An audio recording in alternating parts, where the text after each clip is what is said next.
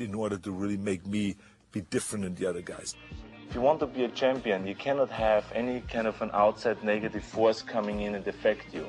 So therefore I have to cut my emotions off and be kind of cold in a way. Then we wanted to sell the idea of how cold I am really and how I have no emotions. For instance, now I took a story that I actually heard in France, one bodybuilder one time tell me, 4 years before, a story about how he never went home to his father's funeral before a competition. How his father died and he just ignored it. And he says, yeah, here to stay focused. So I stole that story. And I said, I have to say that story. People will be shocked. People will be writing about it when this movie comes out. That's how you get, of course, headlines and all those kind of things. And people will write about the movie. That's how we sell the tickets. So I said to myself, that's what I have to say. So I explained that I have no emotions. If someone steals the car right out in front of my house, I would just laugh at it and buy myself a new car. You know, of course, afterwards I said to myself, I said, hey, if someone steals my car, I cry probably because this was my jewel. That was the reality. Then I continued on with the story. And I said, as a matter of fact, my father died one year, just before competition. And my mother called me and I said, are you going to come home to the funeral? And I said to her, why? He's dead already. So I acted really totally cold, and people, it really worked. People were shocked about this. Some of them were appalled by this. And so, of course, since then, I've been getting those questions. Is this true? Is this not true? I mean, did your father really happen? The reality of it is that it never happened. My father never died before any competition. He died 3 months after a competition in 1972, and I saw him just shortly before he died. And we had a fantastic relationship. So there was none of that, of not having any emotions, not caring of my father dying. So that's the reality. So I think people, now it is important for people to know what is the reality. There is an opposite example is, for instance, with smoking the joint. I smoked the marijuana in the movie, an ant. And a lot of people ask me, did you really smoke a marijuana in this movie, or was it just fake? I said, no, I really smoked it. And I also inhaled, unlike some people claim. You didn't see a blue T-shirt around? Waller had it? The other question that people always ask me, Mike Katz was looking for his T-shirt in a movie.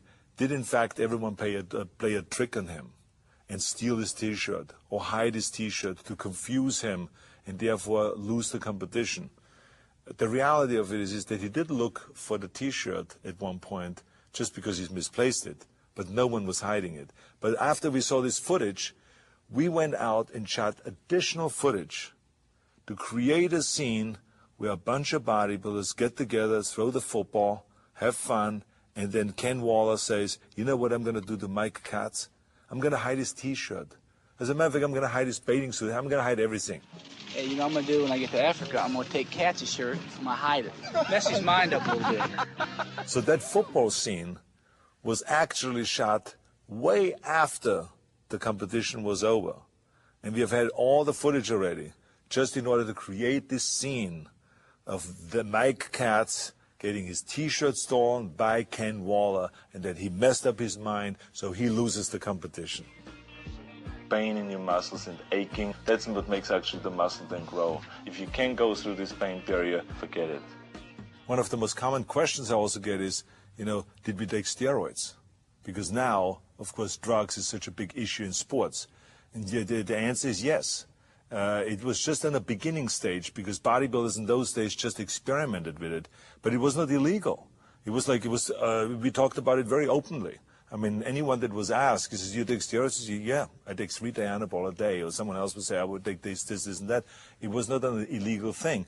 Now, after it became a big problem, then our federation said, okay, bodybuilders ought not to take steroids, and there will be testing done, surprise testing done. You could be called at any given time. And within 2 days, you have to do a test, so you can't get rid of the whole thing out of your system or anything like that. So that's what's going on right now. The bodybuilders are tested continuously. It's as satisfying to me as having sex with a woman and coming. People still ask me, for instance, You know, is it true? And they're still trying to find out. Is it in fact true that a pump is better than coming? Because that's what I said in the movie.